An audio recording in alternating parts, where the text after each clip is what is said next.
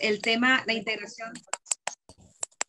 Tenemos el tema de la integración de la pequeña y mediana empresa en la cadena global de valor y quisiera dar el uso de la voz a nuestra presidente, la maestra en ciencias, Zobeida Insunza, para que nos dé unas palabras de bienvenida. Adelante, maestra. Gracias, Dianita, muchas gracias. Claro que sí, muy buenas noches a todos. Nos sentimos muy halagados y agradecidos de que nos estén acompañando. De manera muy especial, agradecerte, doctora Seika Sandoval, por haber aceptado la invitación y también agradecer la colaboración de todos nuestros compañeros socios de nuestro colegio y invitados especiales que nos acompañan el día de hoy. Tenemos presencia ya de varias universidades, varios alumnos nos están acompañando de la Universidad Autónoma de Occidente de Los Mochis, la UPEM, Campus Ciudad de México, y sé que en el transcurso de la plática, de la conferencia que nos va a disertar nuestra doctora, pues vamos a tener ahí importantes participaciones. Ya entramos un poquito en tema, entonces ya se está viendo que vamos a tener una aportación y una participación muy extraordinaria. Muchas gracias por acompañarnos, maestros también de nuestra facultad, de nuestra Universidad también Autónoma de Occidente, de la Facultad de Contaduría y Administración. Gracias por estar aquí. Sean todos ustedes bienvenidos y estoy segura y convencida que va a ser de gran aprendizaje. Muy buenas noches a todos. Gracias. Adelante, Diana. Muchas gracias, maestra Zobeida Insunza, presidente del Colegio Nacional de Licenciados en Administración. Y pues un agradecimiento a todos los compañeros e instituciones y público en general que nos están acompañando el día de hoy. Hoy tenemos la conferencia La integración de la pequeña y mediana empresa en la cadena global de valor, que será impartida por la doctora Seika Sandoval, quien es doctora en economía. Ella está dentro del Sistema Nacional de Investigadores en nivel 1, es académica de tiempo completo en la Facultad de Economía de la UNAM y es especialista en estrategias de cadena de valor e innovación. Tenemos la expectativa de que aprender mucho, de tener una buena mesa de diálogo. Entonces, la doctora Seika nos estará disertando este tema y al final daremos un espacio de preguntas y respuestas, o si usted lo prefiere, doctora, si alguien quiere estar escribiendo mensajes y responderlas en el transcurso, pues adelante. Cedo el uso de la voz a la doctora Seika. Bueno, buenas noches a todas y todos. Estoy muy agradecida de que me hayan invitado a pues charlar con ustedes y reflexionar con ustedes este tema, ¿no? De la pequeña y la mediana empresa en las cadenas globales de valor. Yo tengo más preguntas que respuestas, pero me parece que las preguntas son igual de importantes que las respuestas, entonces espero que juntas y juntos podamos pues construir, ¿no? Un diálogo alrededor de este tema. Voy a compartir pantalla. Ahí está. Bueno, el tema, como lo mencionó Diana, antes de empezar quiero hacer un especial agradecimiento a Diana, quien fue el enlace, ¿no? para invitarme, y también quiero hacer una advertencia. Me dijeron que tenía 40 minutos, así que unos 10 minutos antes de terminar, si me avisan, porque yo soy peligrosa con el micrófono. Cecilia ya me conoce, me emociono, y entonces, pero bueno, vamos a empezar. Entonces, el tema es de la integración de la pequeña y mediana empresa en la cadena global de valor, cuestionamientos. Y el objetivo tiene que ver con explorar cuáles han sido las rutas de análisis para estudiar la estrategia de integración de la pequeña y mediana empresa. Nos queda claro la integración de la gran empresa, nos queda claro el papel de las empresas líderes en los mercados globales. Sin embargo, pareciera que la pequeña y mediana empresa juegan un papel un tanto marginal en esta discusión de la globalización, de los mercados internacionales, y lo que pretendemos discutir hoy es que ese papel marginal tiene, por así decirlo, los días contados, puesto que las perspectivas que históricamente, las perspectivas que vemos en los mercados internacionales siempre e inevitablemente terminan por llegar a los mercados más locales. Entonces, con esta metodología de las cadenas globales de valor, me parece a mí que podemos usar diversas herramientas para irnos preparando para ese momento. Entonces, lo primero que me gustaría comentar son algunas ideas que nos permitan tener una especie de plano común, ¿no? De base común para discutir. Todos hemos escuchado que vivimos en un mundo global, que las nuevas tecnologías irrumpen y transforman nuestros procesos de producción y de organización, y que todo esto ocurre con una mayor velocidad en esto que llamamos economía digital o nueva economía. Dentro de esta economía digital hay iniciativas como la iniciativa alemana Industria 4.0, que pretende arribar a lo que se conoce como fábrica inteligente. ¿Qué es eso de fábrica inteligente? Pues nada más es una fábrica completamente automatizada con un grado de conectividad no solamente entre las personas y las máquinas, sino entre las máquinas. Y entonces, en todo este contexto, sé que todos nos preguntamos y leemos y en la prensa general y en la prensa especializada, perspectivas apocalípticas de que los robots van a venir a robarnos nuestro trabajo y que para el 2030, 35, según las perspectivas, la inteligencia artificial va a superar la inteligencia humana, no solamente en términos de capacidad de almacenamiento y sistematización de datos, sino también en términos del proceso de aprendizaje. Sé también que estas palabras son comunes para nosotros, que las escuchamos todo el tiempo y las leemos todo el tiempo. Pero en realidad, ¿qué son? O sea, a modo de contexto, ¿dónde están paradas las empresas? La globalización, de acuerdo a Dicken, no solamente es la dispersión geográfica de las actividades. Cuando hablamos de una economía global, estamos hablando de la interdependencia que existe entre los diferentes agentes económicos. La globalización es una etapa de la economía que permitió una gran dispersión geográfica de las actividades económicas. Pero los maestros aquí me podrán decir, bueno, pero eso pasaba antes también. Sí, lo que no pasaba era el nivel de interdependencia que había entre las empresas. Y eso lo mostró la crisis del 2008-2009. Es decir, cuando estornudan en Suecia, a lo mejor a España se le cae un poco los precios de los activos financieros y en México puede ser que se nos devalúe un poquito la moneda. Eso es interdependencia. Cuando un agente económico se mueve en el mercado global, el resto del mercado global se tambalea. Entonces, en este marco, esta noción de que la pequeña y la mediana empresa está fuera de la lógica de los mercados internacionales es falsa. Es lo que yo propongo discutir, puesto que no necesitan las pequeñas y las medianas empresas participar directamente en los mercados internacionales para depender de la dinámica de estos mercados. De ahí que en un contexto globalizado, a la pequeña y a la mediana empresa le interesa lo que está pasando en los mercados globales.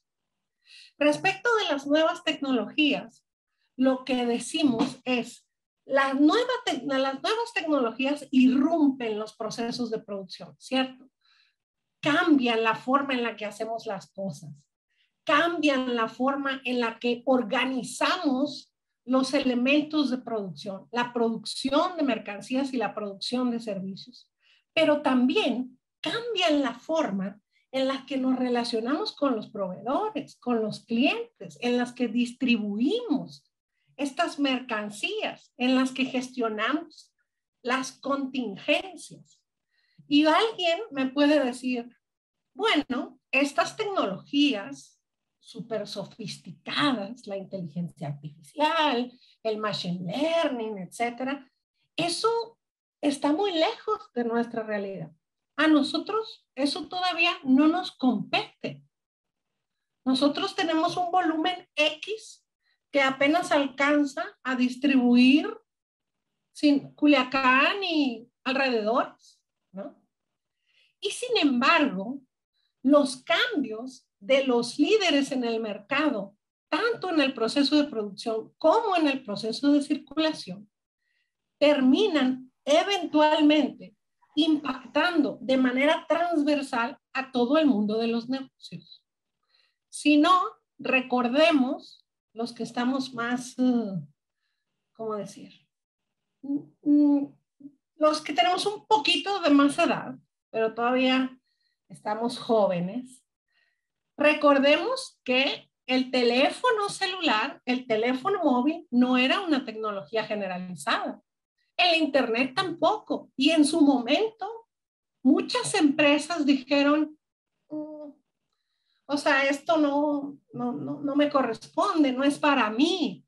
Yo soy una empresa pequeña. Esa realidad está muy lejos de mi realidad. Y cuando la realidad llegó, era demasiado tarde. O los costos de adaptarte y aprender se habían elevado de manera importante, porque cuando la realidad llegó, tu transformación tenía que ser de choque. Y la transformación de choque es mucho más costosa que una estrategia de mediano y largo plazo a la hora de transformar. Ahora, lo que estamos viendo con esta economía digital es que esa necesidad de transformar ha cambiado de ritmo. La velocidad con la que irrumpen las nuevas tecnologías es atroz. Hace 5 años, 6 años, la discusión de las redes sociales en la estrategia de publicidad de las empresas simplemente no existía. En las empresas de cualquier tamaño.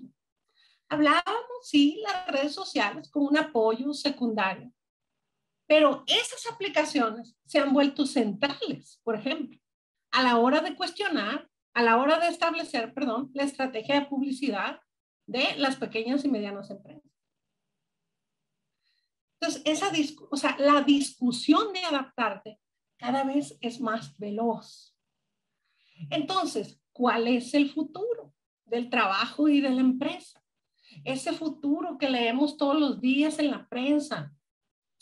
La inteligencia artificial, los robots, el Internet de las cosas, la fábrica inteligente, la biotecnología que va a limpiar los océanos, que nos va a dar nuevas energías, que va a transformar el mundo tal y como los conocemos. Parece tan cerca, parece que está ahí, a la vuelta de la esquina. Y también a veces, cuando inhalamos y exhalamos, decimos, bueno, tan cerca no está. Cuando empezamos a observar nuestros mercados locales, la regularidad de la forma tradicional en la que seguimos haciendo negocios, pues nos puede desconcertar. Porque por un lado, pareciera que este futuro está aquí, ya, ahorita, hay que adaptarse y transformarse. Y por el otro, te vas al centro de la ciudad y la gente sigue tomando el servicio público para ir a comprar cosas al centro.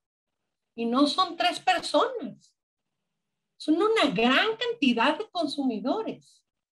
Entonces, la pregunta es, ¿cómo lidiamos con esa dualidad?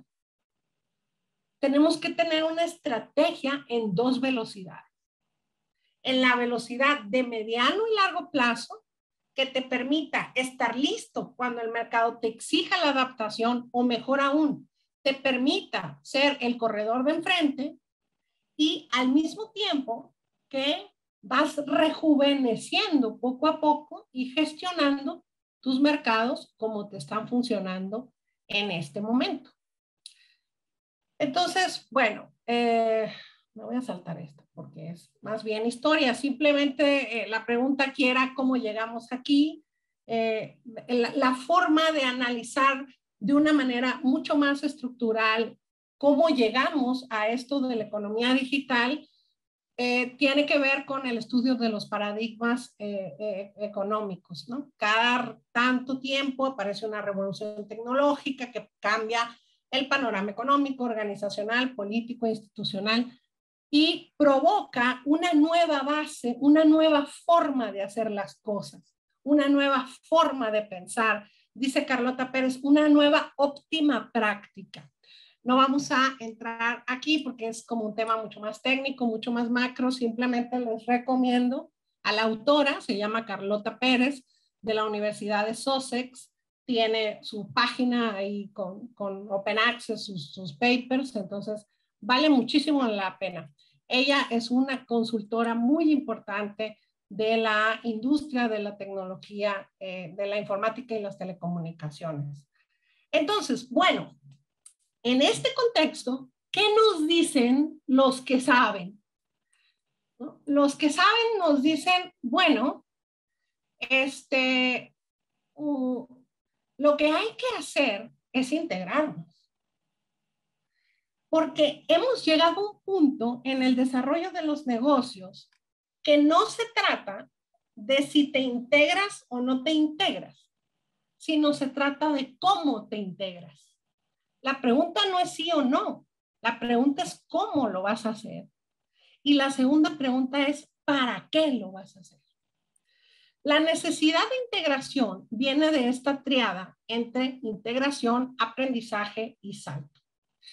Teóricamente, lo que ocurriría es que cuando una empresa, cuando un agente, cuando un sector, cuando un clúster se integra a los circuitos, a circuitos más amplios, a circuitos más globales, lo que ocurre es que entra esa empresa en relación con empresas de otros desarrollos. Esos circuitos globales son por default asimétricos. Entonces, cada empresa tiene un nivel de desarrollo diferente. Lo que la teoría dice es que si tú entras en vinculación con una empresa, por decirlo coloquialmente, más lista que tú, lo que va a pasar es que las relaciones que tejas con esa empresa van a proveerte un flujo de información que si lo utilizas bien, te van a permitir un proceso de aprendizaje que te llevará al salto. Ese salto te va a generar ingresos, empleos, aprendizaje. Y si ese salto se da a modo de clúster, pues entonces va a impactar en la rama, en el sector, en el país y en el bienestar. Bueno, hasta aquí la teoría, ¿cierto? Lo que dicen que es y lo que dicen que va a pasar. Ahora, ¿qué pasa en realidad? Bueno, lo que pasa es que cuando intentas llevar a cabo esta estrategia, te encuentras con retos de carácter estructural. Es decir, es la historia de siempre. No me estoy refiriendo al amor que se fue, sino a los retos estructurales que enfrentan las pequeñas y las medianas empresas y los colegas no me van a dejar mentir. Es siempre la historia de acceso al mercado, de la capacitación, de la coordinación, del financiamiento. No necesitamos una teoría nueva que nos venga a decir que estos son los retos, ¿cierto? De la pequeña y mediana empresa, porque estos retos son del hoy y del ayer. Sin embargo, estos retos se desarrollan en una economía con características diferentes al ayer. La economía a la que nos estamos enfrentando hoy por hoy es una economía controlada por empresas líderes en este capitalismo de plataforma que son transversales a todos los sectores económicos y a todos los mercados. Nunca antes en la historia de la firma habíamos visto empresas con el poder y la transversalidad que tiene Amazon, Google, Apple, Facebook. La naturaleza de la firma cambia.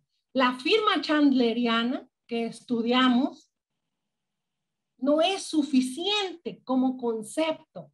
Esta empresa parece una especie de pulpo, un pulpo tipo Rey Midas que hace oro todo lo que toca. Entonces, si bien los retos son los mismos, se manifiestan de una manera distinta. Por ejemplo, cuando nosotros queremos acceder a un mercado, cuando el reto que presenta la pequeña y la mediana empresa se localiza en el acceso a mercados, cuando tu pequeña mediana empresa que estás consultando, a quien estás asesorando, te dice, es que yo tengo 20 años vendiendo o operando en Culiacán y en Guasave, pero yo quiero, y en Los Mochis, pero yo quiero empezar a vender en otros estados. Quiero empezar a vender en línea. Quiero empezar a desarrollar una lógica distinta, una red de proveeduría más amplia, ¿no? Tengo la capacidad. Entonces, ¿cómo entras? Los mercados cada vez están más concentrados y tienden a manifestar liderazgos muy robustos. ¿A qué me refiero con esto?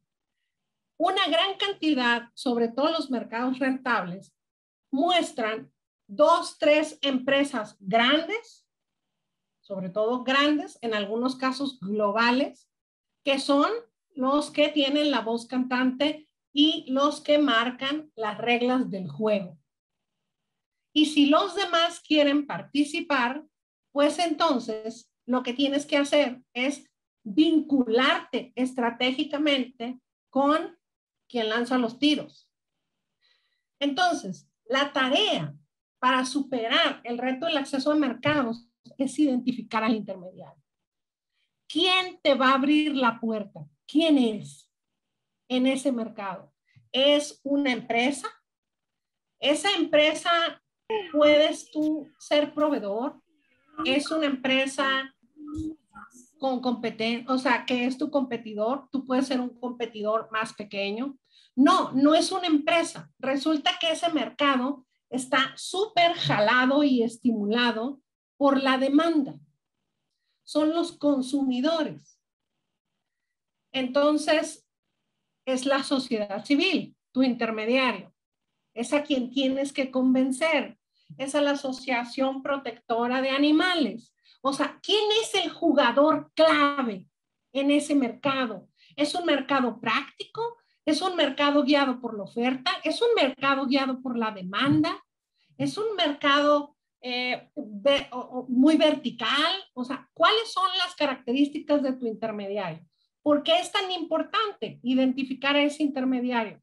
Porque las características de ese intermediario te van a resolver la naturaleza de la vinculación. Porque tú puedes vincularte con el intermediario estratégico, te abre la puerta, pero resulta que la relación que construyes es depredadora. Voy a contarles una historia que pasó en el sexenio pasado. En esta lógica, la industria aeroespacial está creciendo mucho en México. Entonces, han llegado y los últimos 25 años se han instalado las grandes transnacionales en este país, ¿correcto?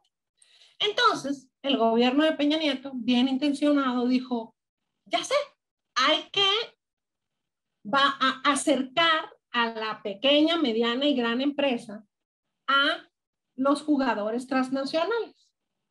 Entonces crearon una estrategia que se llamaba alianzas con transnacionales. Fue todo un modelo impulsado por ProMéxico que tenía como objetivo superar esta barrera de acceso a mercados. ¿Quién era el intermediario estratégico ahí? La Secretaría de Economía. La Secretaría de Economía se encargaba de buscar a las empresas que estuvieran en posición de poder ser proveedores, aunque sea de un tornillito, de una tuerquita, de un plástico, de ser proveedores a estas grandes transnacionales. Yo conocí el caso de varias empresas medianas que se desarrollaron en Hidalgo, me parece, por ahí por Hidalgo y Puebla, que hicieron clúster y aprovecharon este modelo y se convirtieron en proveedoras de la industria aeroespacial. Pero bueno, ¿qué pasaba aquí? Porque estamos hablando de identificas al intermediario y cómo te relacionas con él. Entonces, hasta aquí todo parece miel sobre hojuelas, ¿cierto? Qué bárbaro el gobierno, qué estratégico, qué visionario, bravo. Bueno, pero resulta que la relación era muy depredadora y no funcionó, porque el gobierno hacía el enlace entre la empresa y la transnacional. La cita se daba, la transnacional le comunicaba los requerimientos a la pequeña y mediana y grande, y estas empresas, que en muchos casos eran medianas, tenían que proveer un prototipo a la transnacional. Es como una especie de examen. Pero para proveer el prototipo, pues tenían que capacitarse, tenían que invertir, y ahí no había fondos extraordinarios. Era como, pues, ahí te le echas, como dicen, ¿no? Entonces, ahí hay un mecanismo de exclusión de entrada. Tú puedes decir, como empresa mediana interesada en entrar al mercado de la aeroespacial, decir, bueno, yo entro, pero no tengo los recursos para poder elaborar el prototipo y entonces demostrar que puedo ser proveedor. Entonces, ibas, presentabas el prototipo, y si a la empresa transnacional no lo aprobaba, pues muchas gracias por participar, que te vaya bien. Y todo el gasto en inversión del prototipo se iba. Claro, adquirías habilidades. ¿Cuáles fueron los casos de éxito en este modelo? Las empresas que se agruparon. Las empresas que se agruparon varias. Por ejemplo, hubo casos de 20, 30 pequeñas empresas que se agruparon como una para sopesar estos costos y lograron entrar al mercado. Eso no quiere decir que se hayan sostenido. Entonces, para afrontar este reto necesitamos, de nuevo, identificar al intermediario estratégico, caracterizarlo y después vislumbrar cuál es la naturaleza de la relación que podríamos tener con este intermediario. ¿Es una naturaleza de ganar-ganar? ¿Es una naturaleza depredadora? Los costos de entrada, me abre la puerta del mercado, pero los costos de entrada son estratosféricos, ¿no? Entonces, bueno, eso como ejemplo. Habría mucho más que platicar sobre esto, pero el tiempo es un tirano. El segundo elemento, el reto, es las capacidades. Vivimos en una economía en la que a medida que cambian, que irrumpen las nuevas tecnologías, las calificaciones de la mano de obra caducan, y caducan cada vez más rápido. Entonces, cada vez los mercados, por ejemplo, ahorita hay una gran escasez de trabajadores con habilidades en la economía digital. Google, Apple, Microsoft están ofreciendo certificaciones, es decir, son empresas que están creando las capacidades que necesita el mercado. ¿Por qué? Porque no hay.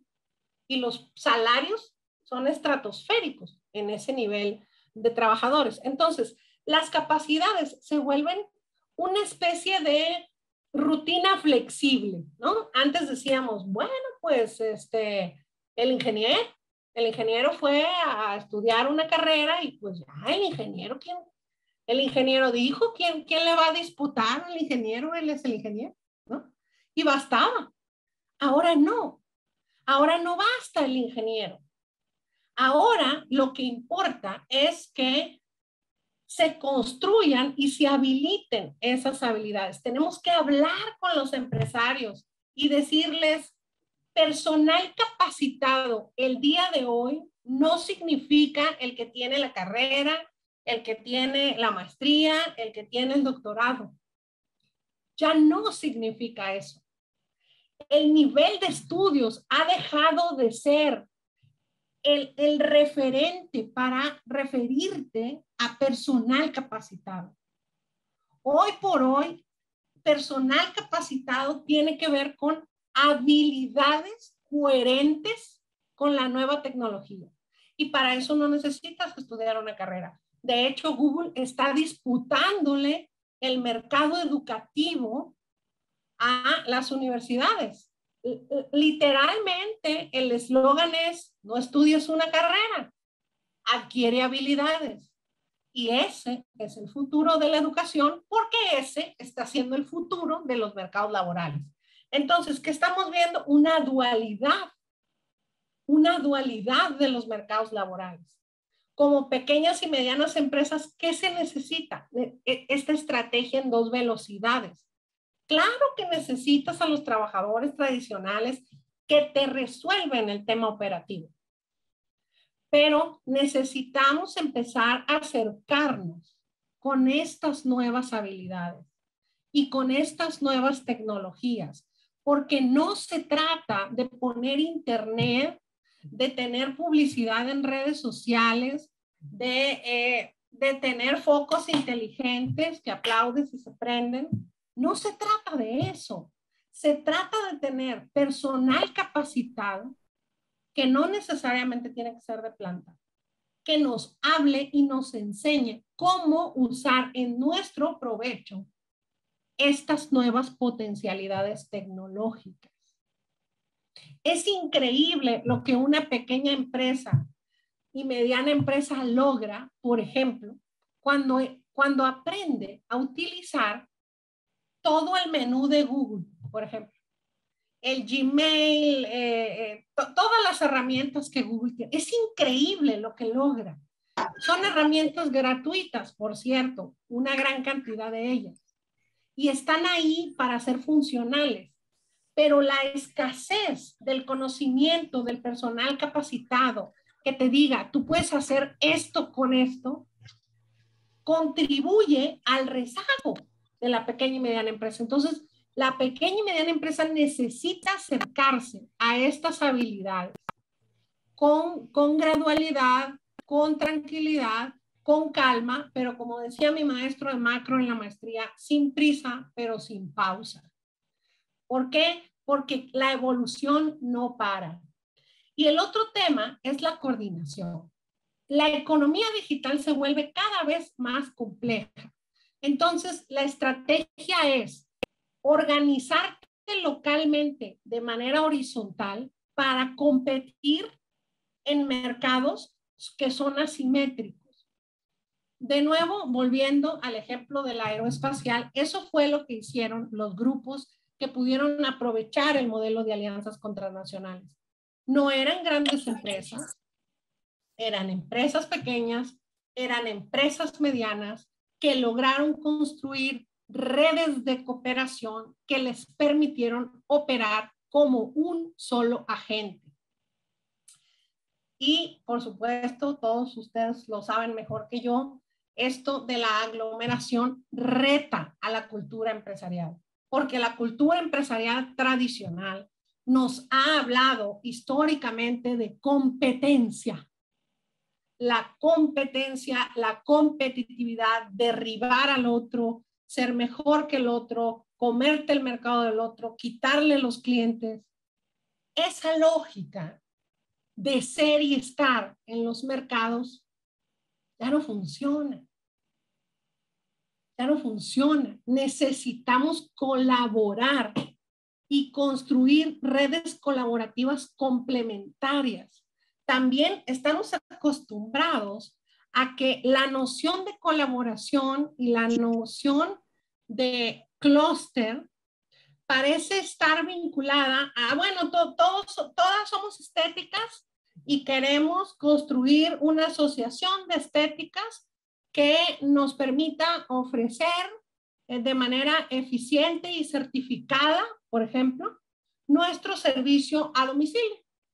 Entonces, nos vamos a unir estas 20 estéticas, vamos a crear una asociación de estéticas, una plataforma, ¿no? Una página a partir de las cuales se concentren nuestros servicios y nos vamos a certificar con tal o cual certificación para ofrecer un servicio de calidad, seguro, etcétera, ¿no?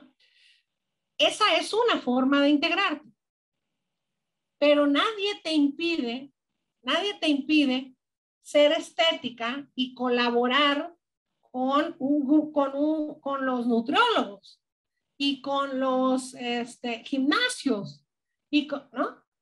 Hacer redes de colaboración que te permitan una estrategia mucho más amplia y que te permitan como agarres, digamos, del mercado, que cada vez que des un paso, la gama, la amplitud que logras abarcar sea cada vez mayor.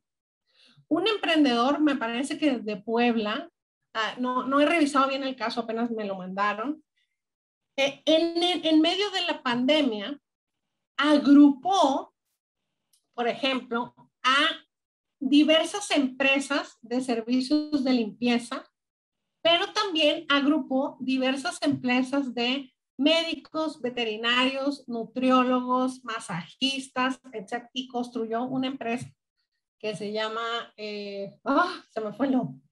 Entonces, logra en estas redes de colaboración tener un impacto mucho mayor en el mercado.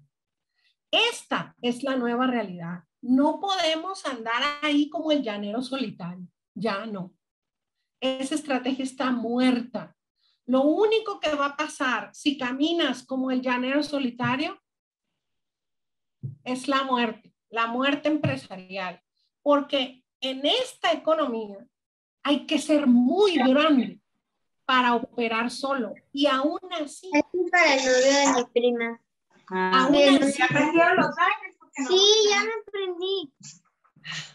Entonces, aún así, cuando uno analiza, por ejemplo, cuando uno analiza las redes de colaboración arriba, te das cuenta que Amazon, tú dices, no, bueno, es que Netflix y Amazon Prime son competidores, ¿cierto? Sí, son competidores en el mercado de streaming, pero son colaboradores en el mercado del storage. ¿Por qué? Netflix tiene guardada su nube en Amazon. Entonces, al mismo tiempo que es competidor de Amazon en un segmento, es cliente de Amazon en otro segmento. Esto no es exclusivo de las grandes empresas. Necesitamos empezar a pensar de manera horizontal, colaborativa y complementaria. Horizontal, colaborativa y complementaria. Esa es la única forma en la que las pequeñas y medianas empresas puedan lograr un mayor impacto en los mercados y una mayor participación en los circuitos globales. Porque, repito, pensar que la participación de la pequeña y mediana empresa en los circuitos globales, en las cadenas globales de valor, solamente tiene que ver con el rol de proveedor o con el rol de cliente, es un error. Los mercados internacionales nos afectan todos los días. La lógica de las industrias globales nos afectan todos los días, participemos o no participemos en ellas. Porque además nos muestran el futuro. Las tendencias de las industrias globales nos muestran el futuro. Un futuro que va a llegar a nuestros espacios locales. Por eso hay muchos estudiosos que hablan de la glocalidad, ¿no? Glocalidad. El Internet es el mercado global. Entonces, necesitamos comprender la forma en la que la industria a la que pertenezco impacta mi mercado, las tendencias, la lógica, etc. Y finalmente el financiamiento. Nosotros estamos acostumbrados a las líneas clásicas, ¿no? Financiamiento por proveedores, la banca, nos hipotecamos una casa y del crédito hipotecario lo utiliza la pequeña empresa. Entonces, pero son estrategias tradicionales. Y de nuevo, es necesario acercarnos a los nuevos conocimientos. La banca tradicional está muerta. Se están desarrollando un sinnúmero de iniciativas que pueden ser oportunas para la pequeña y mediana empresa, especialmente si la pequeña y mediana empresa se organiza en redes de colaboración. Ir al banco, pedirle a tu vecino que se te muera el tío y te dejen una herencia, hipotecar la casa, vender el auto, el crédito que te da el proveedor. Bien, ok, yo no digo que los elimines, pero sí es necesario ampliar, empezar a conocer las opciones del fintech, porque una gran cantidad de opciones del fintech están justo orientadas a los pequeños negocios y los costos de financiamiento son infinitamente inferiores a los de la banca tradicional. Entonces, necesitamos ponernos creativos. Creativos para colaborar y creativos para solicitar financiamiento. No sé cómo voy de tiempo. ¿Cuánto tiempo me queda? 13 minutos para la hora, Seika. 13 minutos para estar hablando una hora. O sea, ya llevo como 40 minutos. Sí, para llegar a las 9 faltan 13 minutos. Si quieres ir María, como me voy a apurar.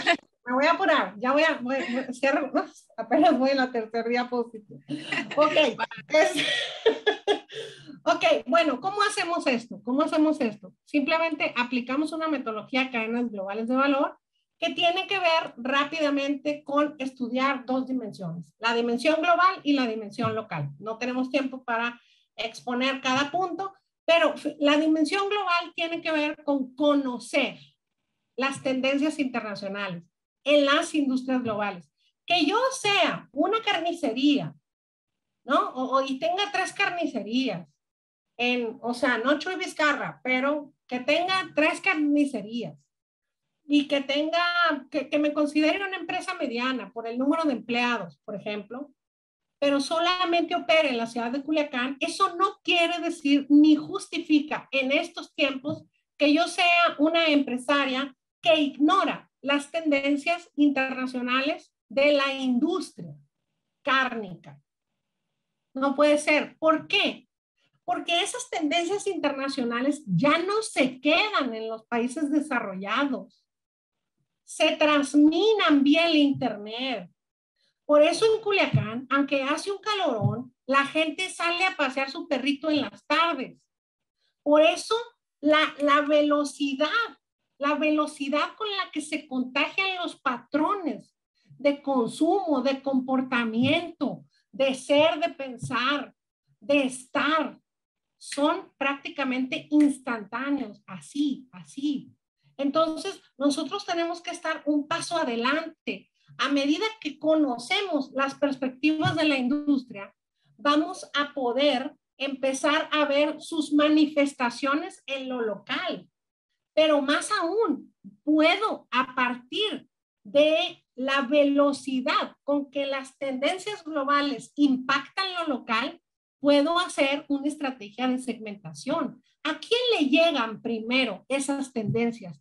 ¿Quiénes las replican primero? Dependiendo, pero generalmente las personas más educadas con mayores ingresos, etcétera, etcétera. Entonces, en ese sentido, a medida que yo conozco la tendencia, voy adaptándome de manera gradual, sin costos de choque, a lo que posiblemente me va a ir pidiendo el mercado local y puedo ir gestionando a modo de nicho. A lo mejor el 95% de la carne que vendo va a ser producto tradicional como siempre, pero no pierdo nada si empiezo a ofertar el 5% como carne orgánica, de libre pastoreo, y voy midiendo la penetración de la tendencia global con los impactos en la localidad. Y el estudio de la localidad tiene que ver fundamentalmente con cuáles son las reglas de la localidad, con cuáles son los actores estratégicos que pueden impulsar mi camino o restringirlo, y en ese sentido, cuáles serían mis espacios de oportunidad. Este análisis es muchísimo más complejo. Cecilia aquí, que ha trabajado la metodología, sabe, pero bueno, ya no hay tiempo. Entonces, una vez que haces el análisis, ¿qué vas a encontrar? ¿Cuáles van a ser tus resultados? Te va a salir algo así, ¿no? Este análisis está pensado para aplicarlo a todos los tipos de empresas, pero se ha venido aplicado recientemente. Una de sus aplicaciones es a la integración de la pequeña y mediana. Entonces, lo que te va a salir cuando lo haces es primero tus cuellos de botella. El análisis te va a decir dónde están tus cuellos de botella. Tus cuellos de botella están en la productividad, tus problemas están en la calidad, es que no tienes el financiamiento para certificarte, no tienes las capacidades para cumplir con los estándares, la escala, es decir, si eres proveedor, pero no puedes saltar en términos de volumen. Entonces, identificar tus cuellos de botella te va a permitir identificar tus retos, que ya los platicamos, y entonces, en términos concretos, por supuesto, dependiendo del caso, definir tu estrategia. Bueno, eso es lo mismo. ¿Cuáles son las tendencias? ¿Cuáles son las tendencias actualmente? ¿Qué estamos viendo en los mercados internacionales? Y con esto cierro. Estamos viendo, por ejemplo, que los servicios postventa están creciendo muchísimo. Es decir, antes, en el paradigma anterior, la venta era el objetivo final. Ahora, los negocios están atendiendo con mucho crecimiento los servicios postventa. Es decir, la relación con el cliente se alarga. Yo te vendo algo, pero quedo relacionado contigo para mantenimiento, asesoría, cambio, adaptación, etcétera, etcétera. Sobre todo en términos de servicios y tecnología informática, etcétera. La relación con los clientes y proveedores se hiperespecializa. Lo que estamos viendo es que los mercados, ya saben que a la gente, sobre todo a los jóvenes, le dicen, tú eres único, especial e irrepetible. Ah, bueno, pues los mercados parecen tener la misma lógica. Cada vez hay mercados que están ofreciendo soluciones únicas. Es como si cada consumidor fuera un mercado, especialmente en los servicios digitales. Entonces, esta tendencia se está transversalizando. Conocer al cliente, personalizar el servicio es fundamental como estrategia de crecimiento. Bueno, el crecimiento de los ingresos por publicidad, los datos. La pequeña y mediana empresa no tiene nada que hacer aquí, no puede competir, solamente puede ser concebida como una consumidora de plataformas. El asunto no es si consumo o no consumo la plataforma. El asunto es, ¿sé consumir la plataforma? ¿Estoy capacitada para consumir la plataforma? Yo, como empresa que tengo mis anuncios en Facebook, ¿estoy segura que estoy aprovechando cada una de las oportunidades que esta plataforma me da? Estoy hablando de capacidades, estoy hablando de conocimiento. Y bueno, embarcarnos en toda esta nueva idea de las certificaciones y la colaboración, etcétera, etcétera. Bueno, ahí está la invitación a mi seminario. Yo les dejo esta presentación. Muchas gracias. Muchas gracias. Bueno, quedo pendiente. Me fui con el tiempo, perdón.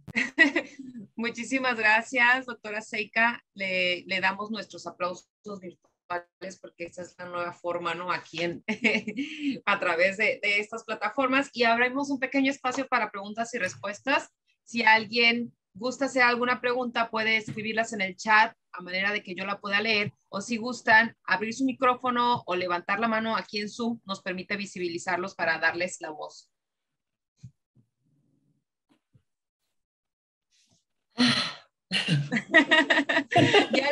ya al final fue como que así pasa. Sí, ya al final pues fue corriendo porque Bueno, mucho que decir, pero ahí están como las líneas generales.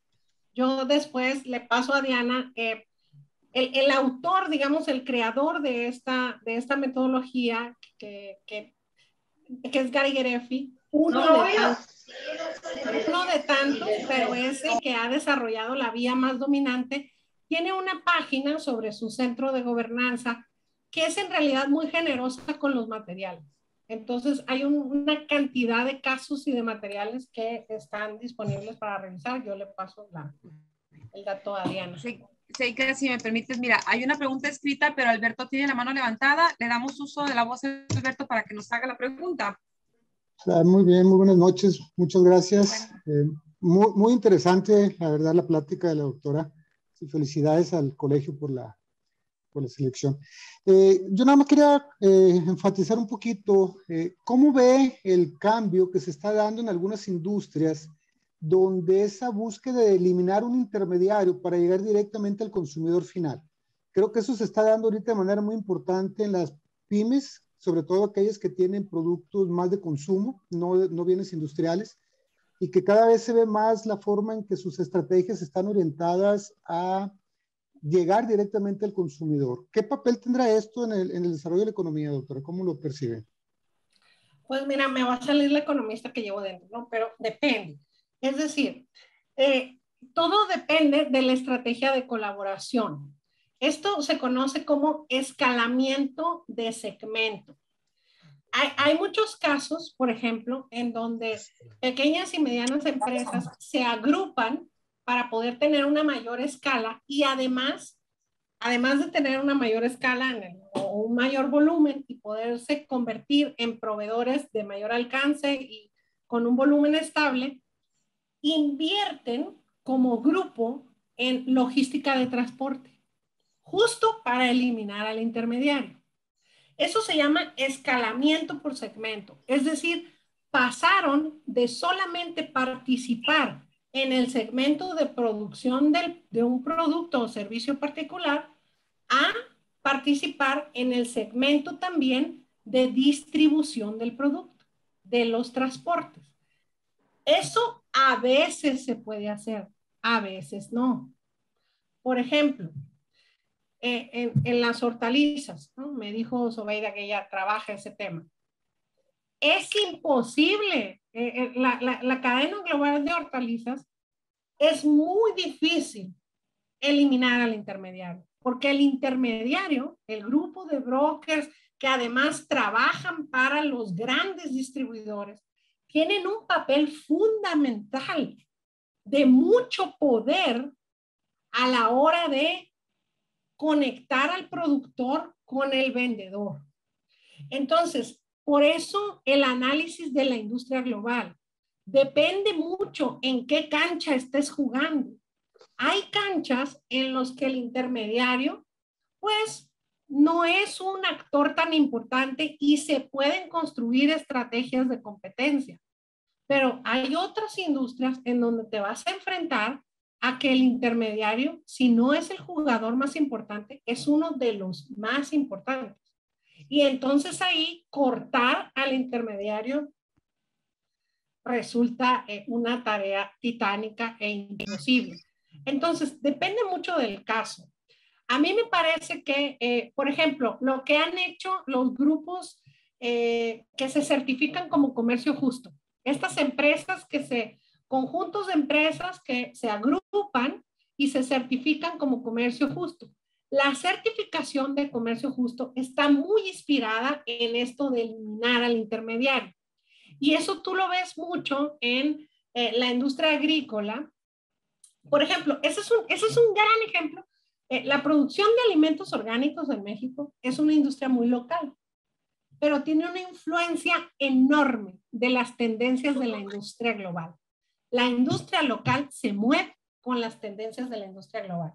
Entonces, la lógica de estos productores tiene una lógica de eliminar al intermediario y ellos sí han podido, pero han podido a partir de dos elementos: la agrupación y la certificación.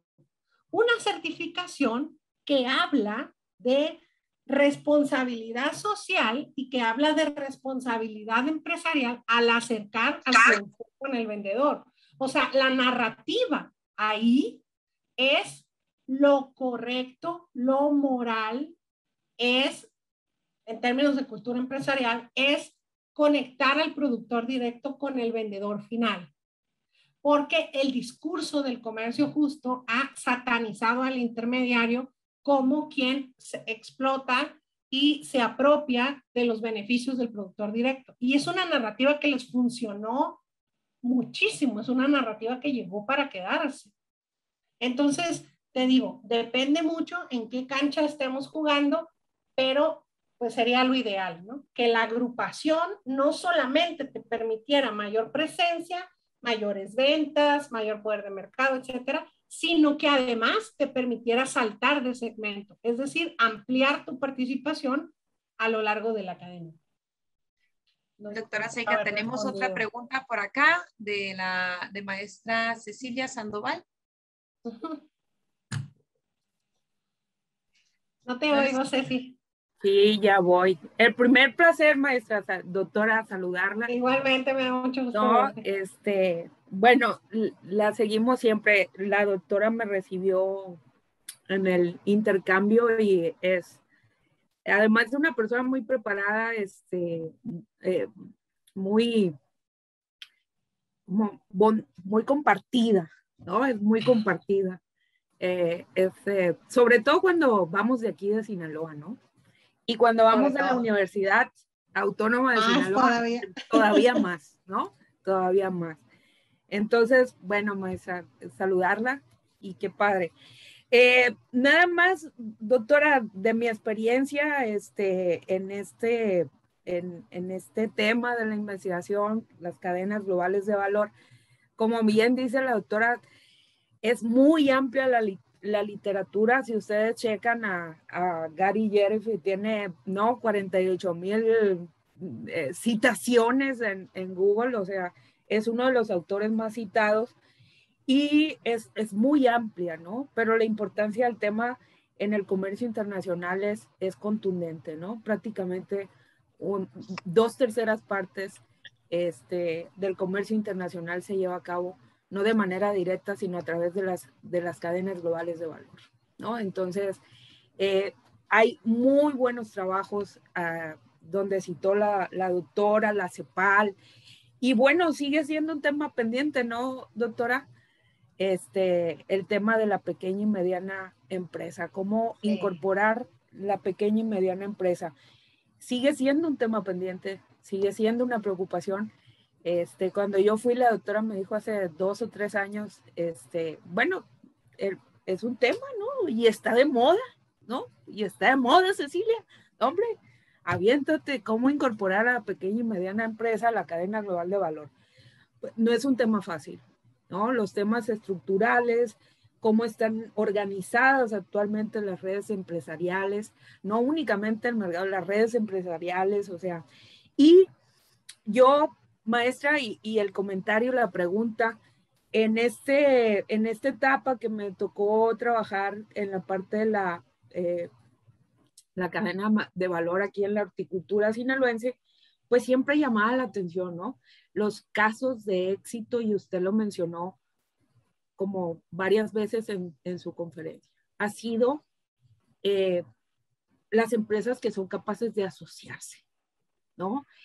Y en los foros del sector hortícola siempre llama la atención porque regularmente las empresas certificadoras, los chicos que trabajan en las certificaciones son chicos que vienen de Perú, que vienen de otras partes y trabajan también en México, ¿no? Y siempre el comentario que surge para la clase empresarial aquí en Sinaloa es, lo raro es, ¿no? Es que en Sinaloa no somos capaces de asociarnos, ¿no? Siempre llama la atención, bueno, se quejan los productores de mango, se quejan los productores del sur, del norte, ¿no? De que los costos, que como la certificación y los costos para ingresar, los costos de transacción, y siempre la respuesta es la misma, ¿no? O sea, los casos de éxito tienen que ver con la asociación entre pequeños y medianos productores. Sí, y llama la atención siempre, ¿no? No sé si somos muy ricos o somos o necesitamos ser pobres, ¿no? Para comprender, o si el esquema de ganancias aquí en la entidad no nos permite, o si es histórico, es un tema de cultura, pero yo creo que ese es uno de los retos que tenemos, ¿no? Esta cultura, esta falta de capacidad para asociarnos, ¿no? Y sacar ventaja de las redes. Dejo mi participación y la saludo y le mando un abrazo. Y nos vemos el viernes. Muy bien, sí, claro, Cecilia. Bueno, lo que menciona Cecilia es muy importante porque eso tiene que ver con el análisis del contexto local. La metodología prevé el análisis institucional local y eso lo retoma de la teoría institucional. North, aquellos que están familiarizados con Douglas North, por ejemplo, North dice que las instituciones son las reglas del juego y que esas reglas pueden ser informales o formales. Entonces, tenemos las leyes, pero también tenemos los acuerdos tácitos a partir de los cuales nos relacionamos.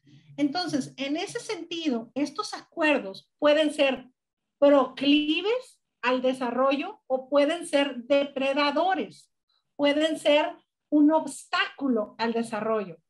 Por eso es sumamente importante conocer cuál es el contexto local. ¿Por qué? Porque tú puedes tener una súper estrategia, ¿no? Tú puedes tener una súper estrategia que en papel se vea buenísima, o sea, tienes todos los datos, toda la información, y cuando la quieres aplicar, te encuentras con que la idiosincrasia empresarial te dice, quítate que ahí te voy, porque yo funciono de otra manera. Aunque formalmente, por ejemplo, a mí unos pajaritos me han contado que cuando se cae mucho el precio, las reuniones en la CADES dicen, todos se reúnen preocupados, llegan los grandes jeques que ya sabemos quiénes son, se sientan y dicen, tenemos que controlar la oferta porque el precio se está cayendo mucho. Y entonces se comprometen a cortar los envíos. Y salen de ahí y todo mundo empieza a enviar más. ¿Por qué? Porque asumen que los otros van a cumplir las reglas y que ellos se van a beneficiar de violar las reglas. ¿Cuál es el problema con esto? Es que todos piensan igual. Y entonces el precio continúa cayéndose. Se vuelven a reunir y sigue pasando lo mismo. Eso es un ejemplo de la idiosincrasia empresarial, de cómo esa idiosincrasia se convierte en un obstáculo para la asociación. Y eso ha permitido, por ejemplo, que la tendencia de las empresas hortícolas en Sinaloa sea cada vez, como dicen los horticultores, una criba mucho mayor, mucho mayor. O sea, estamos hablando que en los 90 eran 600, 700 más o menos empresas y para los 2010 eran 140. Ahorita yo no sé cómo va la cuenta, pero la tendencia a la concentración es un resultado de esta incapacidad de asociación. Y ese es un acuerdo. Hay muchos otros, ¿no? Se reúnen, se saludan, se abrazan, amigos, ¿no? Y dicen, sí, claro que sí, por el bien de Sinaloa, etc. Se van. Eso, por ejemplo, ya si nos quisiéramos poner más técnicos, se puede estudiar con teoría de juegos. Pero bueno, esa es otra historia, dije a la nana olla. Entonces, bueno, por ahí iría, ¿no? La idiosincrasia muchas veces te juega en contra y es importante conocerla para que entonces definas una estrategia acorde a la realidad que tienes. Si tus empresarios no saben asociarse, no pueden, están muy arraigados a competir, pues entonces busquemos estrategias en donde sea la competencia, la dinámica que nos permita generar espacios de oportunidad. Doctora Seiji, tenemos 2 peticiones de palabra en voz y otras 12 preguntas. Si les parece, tratemos de ser como un poco concisos, pero sí dar la oportunidad de que todos de expresar estas preguntas. Maestro Pablo Beltrán, por ahí, si me está escuchando.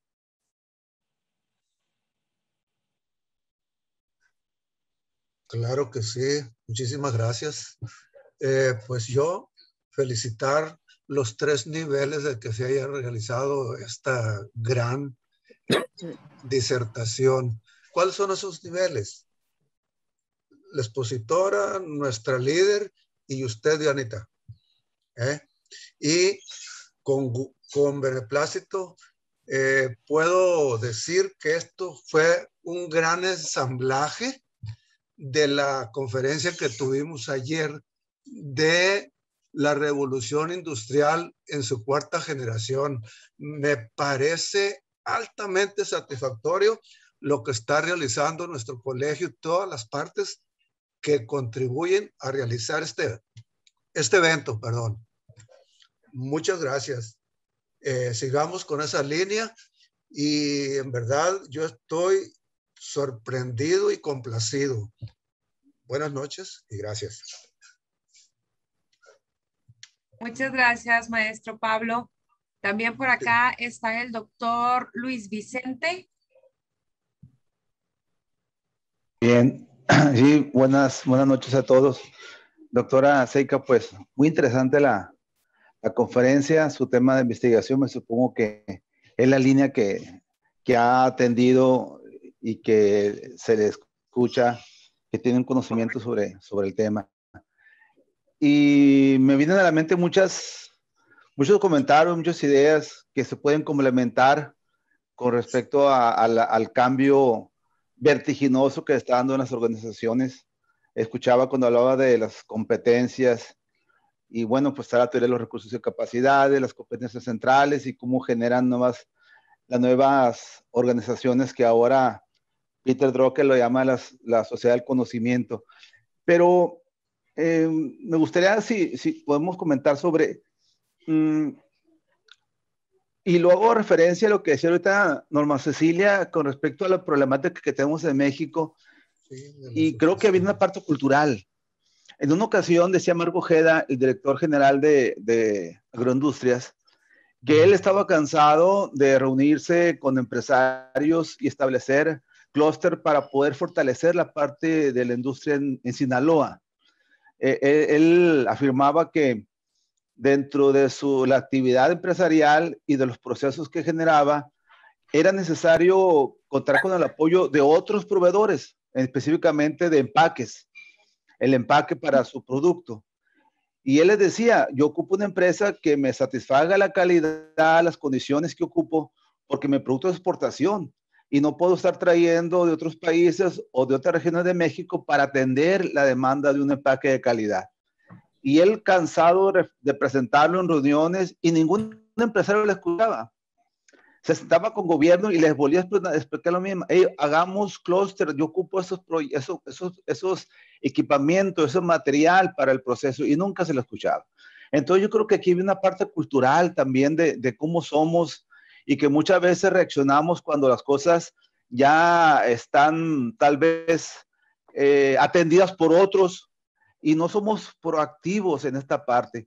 Entonces, pero también me llama la atención el hecho cuando habla de cadenas globales de valor, cómo nuestra economía está sustentada en toda esa parte que queremos crecer como empresarios, cuando en otras latitudes, en otras economías, se está enfocando a la pequeña y mediana empresa como una cadena de valor global. Empresas importantes, Ferrari, todas esas empresas grandísimas de Europa, se están abocando a ese pequeño empresario que les va a aportar una pieza, un tornillo, y se están creando esas industrias. Entonces, ¿qué opinión tiene de esto, doctora Seika? Bueno, sí, hay países como Italia, por ejemplo, Argentina en la industria, sobre todo aeronáutica, se están haciendo las pequeñas empresas que se organizaron en Torreón para proveer a Levi's, que tienen toda una trayectoria de los 90 acá y que fueron saltando hasta generar equipo completo. O sea, hay casos de éxito en nuestro país. Nuestro estado, pues nosotros ya sabemos cómo somos. Pues. Y por supuesto que tiene una idiosincrasia mucho más de competencia que de colaboración. Pero miren, yo siempre digo lo mismo. Las empresas no son alma de la caridad y no tienen por qué serlo. Las empresas existen para generar beneficios. Entonces, en mi opinión, el gobierno, la academia, los competidores, otros stakeholders, se pueden sentar y decir, yo quiero esto, a mí me gustaría. Necesitamos construir estrategias que generen... Maestra, porque nos meten al bote.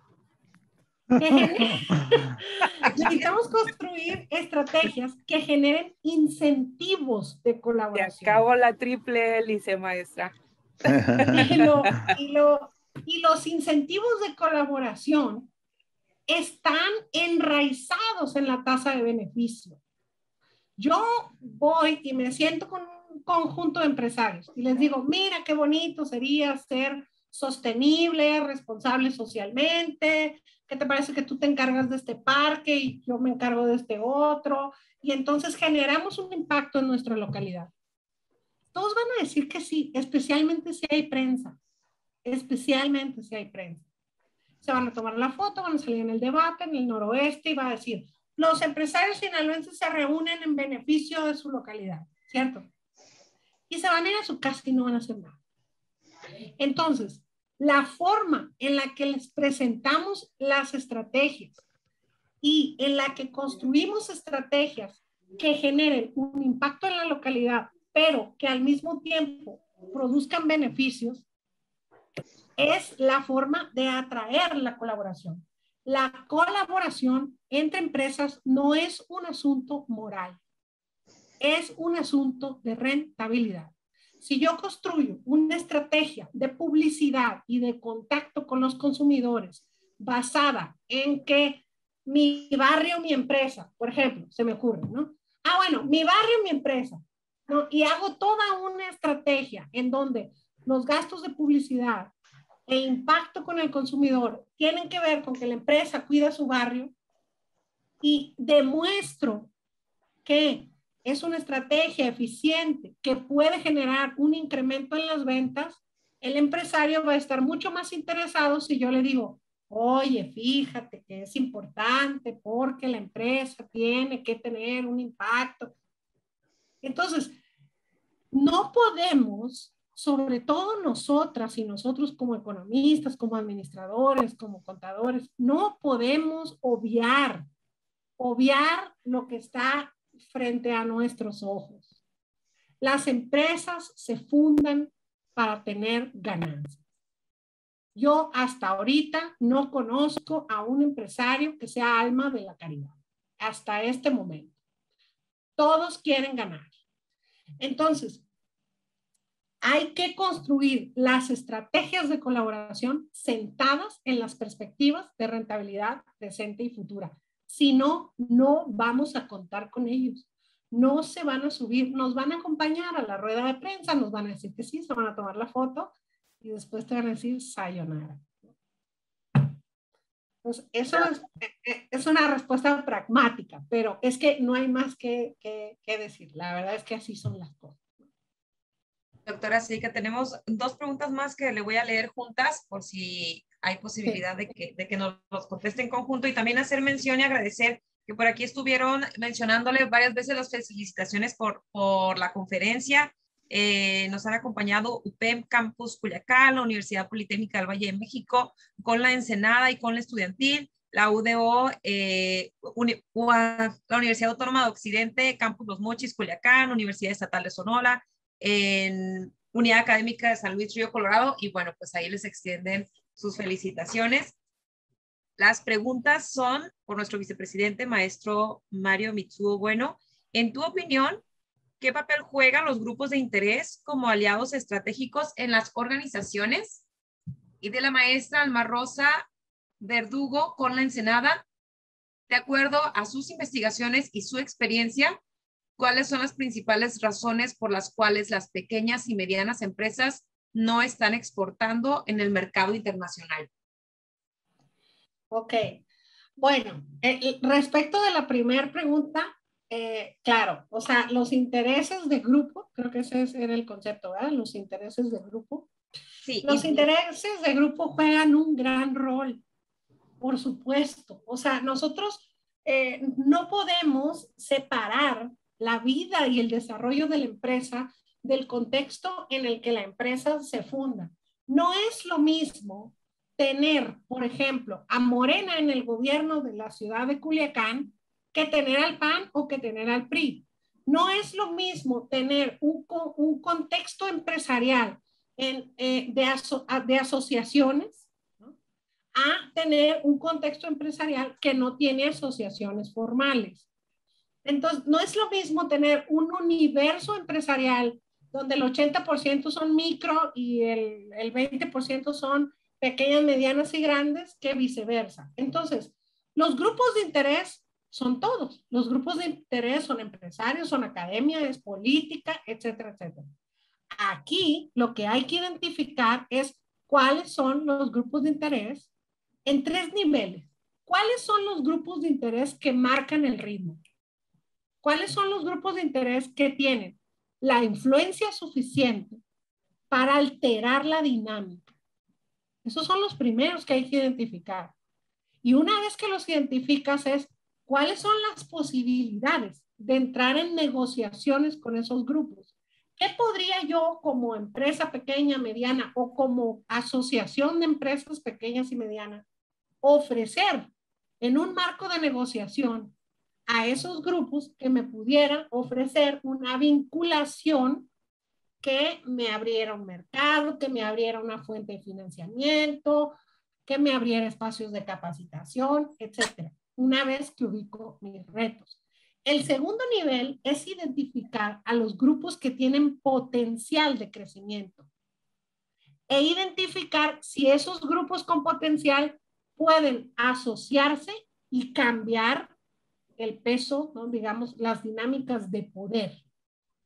Y luego al resto, los que no juegan un papel en las decisiones. Entonces, en esa escalera es que defines tus vínculos estratégicos. ¿Con quién te vinculas? ¿Por qué te vinculas? ¿Para qué te vinculas? ¿Qué ofreces? ¿Qué esperas obtener? Siempre. ¿Por qué? Porque son actores que te van a abrir la puerta o te la van a cerrar en la nariz. Entonces, uno no puede aislarse del contexto, ¿no? Bien, el otro tema, pues es el tema. El tema es el tema de los 64,000 millones. ¿Por qué no están exportando las pequeñas empresas y las medianas empresas? Pues por lo que comentamos al principio, porque las pequeñas y medianas empresas tienen grandes retos estructurales, especialmente en nuestro país y especialmente en nuestro estado. Los retos de las empresas son internos y externos. Los que ya dijimos, acceso al mercado, financiamiento, capacitación, pero también hay retos externos. Importa la visión del gobierno, importa el tipo de academia que tienes. Tienes una academia innovadora, tienes una academia proactiva o tienes una academia tradicional. ¿Tienes un gobierno abierto, dispuesto al diálogo, o tienes un gobierno jerárquico? ¿Tienes un gobierno educado? ¿Tienes un gobierno ignorante? ¿Tienes un gobierno democrático? ¿Tienes un gobierno represor? O sea, tenemos que ubicar los retos en estas 2 dimensiones. El contexto externo y el contexto interno, los retos internos y los retos externos, y superarlos. En México son pocas en realidad las pequeñas y medianas empresas que exportan, pero sí hay. Por ejemplo, en el clúster de la industria electrónica en Jalisco, podemos encontrar medianas empresas participando en la cadena global de la electrónica. En la industria aeroespacial hay medianas empresas y clúster de pequeñas participando en los circuitos globales. En la industria textil, Querétaro y Torreón son espacios en los que se aglomeran las medianas empresas y tienen un rol que jugar en la industria textil internacional. México provee. Entonces, yo creo que sí tenemos que hacer como esta tarea de revisar esos casos. No son muchos, pero tampoco son pocos. O sea, son una cantidad considerable como para retomar lecciones. ¿Qué hicieron? ¿Qué hicieron en un país en donde desde hace mucho tiempo la matriz institucional, es decir, las reglas del juego, juegan en contra del desarrollo empresarial de la micro, pequeña y mediana empresa? Eso no lo digo yo, lo dice la OCDE, lo dicen los expertos en instituciones. México tiene una matriz institucional adversa al desarrollo. ¿Qué quiere decir esto en términos coloquiales? Es más costoso cumplir las reglas que violarlas en este país. Una empresa que trata de cumplir las reglas, las certificaciones, el uso del suelo, todo el camino que se necesita, por ejemplo, para abrir una empresa, es mucho más costoso cumplir con las reglas que no cumplir con ellas.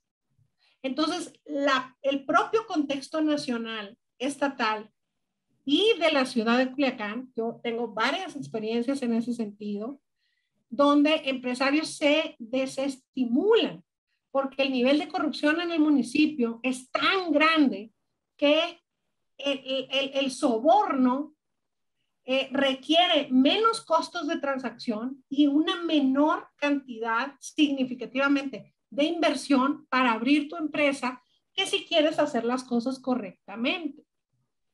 Entonces, este tema en nuestro contexto es fundamental de incluir, pero siendo ese el contexto, ¿qué hicieron? Los clústeres que triunfaron en el Bajío, en el norte, en el noreste, en el sur, los mezcales, los orgánicos, Chiapas, Oaxaca, ¿qué están haciendo ellos? ¿Cómo lo logran? ¿Cómo entraron a los mercados internacionales? No es imposible que la mediana y pequeña empresa participe en los mercados internacionales, pero tenemos que encontrar un camino que se ajuste al contexto de nuestro estado. Porque las vías, cuando tú revisas, las vías de los mezcaleros de Oaxaca son oaxaqueñas. O sea, está toda la idiosincrasia de la cultura empresarial de los mezcaleros puesta en todas las redes de proveeduría y de producción. Hay por ejemplo, si tú quieres invertir en un mezcal, ¿no? Tú dices, bueno, pues yo me voy a hacer mi propio mezcal porque me gusta mucho el mezcal y quiero tener mi marca bonita. Y tú vas y te paras con un mezcalero y le dices, oye, quiero que me proveas mezcal. No vas a entrar así de fácil. Ellos han construido toda una red de confianza con intermediarios que son los que te abren la puerta. Tú llegas con un productor y no te va a soltar el mezcal así nomás. No, tienes que enlazarte con esos actores que son parte de la comunidad además.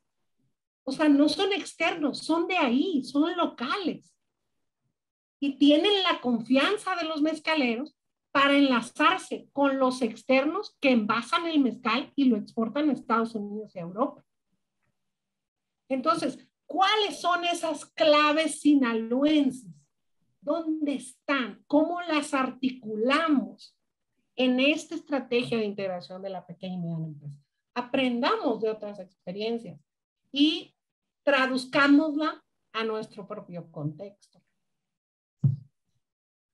Doctora, muchas gracias por la disertación de su conferencia, así como contestar las preguntas de nuestro público. Quiero invitar para la entrega de la constancia a nuestro colega Sergio, el licenciado Sergio Avitia. Muchas gracias, maestra Diana, muchas gracias. Doctora Seiki, un placer. Agradezco esta deferencia que han tenido pues para con un servidor y es un honor pues poder hacerle entrega de este reconocimiento de parte de todos nuestros agremiados a este colegio de licenciados en administración. me permiten compartir, pues para darle lectura a este documento, que dicta como sigue. El Colegio Nacional de Licenciados en Administración Culiacán AC otorga el presente reconocimiento a la doctora Seica Verónica Sandoval Cabrera por su destacada participación como huésped invitado con el tema Integración de la pequeña y mediana empresa en la cadena global de valor, dirigida a socios e invitados del Colegio Nacional de Licenciados en Administración Culiacán AC, con una duración de 1 hora. Culiacán de Rosales, Sinaloa, a 22 de septiembre de 2021. Firman al calce nuestra licenciada presidenta MC Zobeida Insunza Camacho y el licenciado Efraín Alberto Uriarte Medina, nuestro secretario. Nuevamente, pues agradezco a nombre de todo el colegio, pues esta interesante conferencia acerca de este asunto de las pymes y sus cadenas de valor. ¿Listo? Muchas gracias. Ahí está. Muchas gracias. Felicidades. Enhorabuena. Muchas gracias. Pues si me permiten un comentario final, me da mucha alegría haber sé que estamos separados ahorita, en algún momento podemos reunirnos de manera presencial, pero me da mucha alegría participar en el colegio. Es un honor que me hayan invitado. Espero que este sea el inicio de una fructífera relación. A mí me encantan estos mitotes, ¿no?, de las cadenas de valor y las empresas y todo eso. Entonces, siéntanse con toda la confianza, si así les interesa, de escribir, de iniciar una comunicación. Yo estaré encantada, porque a mí me parece que lo que tenemos que hacer es también en la academia ir construyendo estas redes de diálogo, ¿no?, de debate, de diálogo, de colaboración, que nos permitan sumar esfuerzos chiquitos, medianos y grandes para irnos ayudando entre todas y todos a aprender, ¿no? Así que muchas gracias por escucharme, por sus preguntas y muchísimas gracias por la invitación. Me encantó conocerlas y conocerlos. Así que les dejo un abrazote enorme. Gracias, doctora Seica. Maestra Zobeida, si gusta despedirnos. Claro que sí, Dianita, pues muchas gracias. La verdad que muy complacidos, doctora, con tu participación, con tu información muy valiosa, muy importante. Déjame decirte que en lo personal, pues me despejaste una enorme cantidad de puntos de vista, más bien me lo ratificaste, porque una de mis preguntas que iba hacia ti, que ya vi que la respondiste, ¿verdad?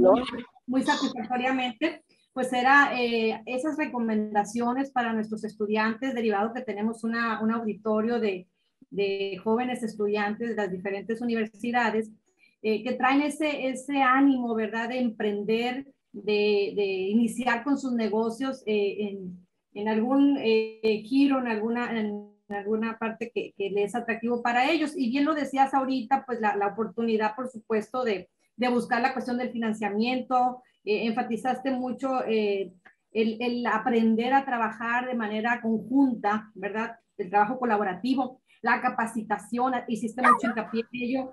Y por supuesto, convencida contigo y de acuerdo que la cuestión de la tecnología, ¿verdad?, ya no es un lujo, sino ya es una necesidad, y yo creo que es una herramienta que cada vez cobra más fuerza, pues para lograr esa conexión de manera interna, pero por supuesto con esa visión y ese horizonte a hacer esos enlaces de manera global.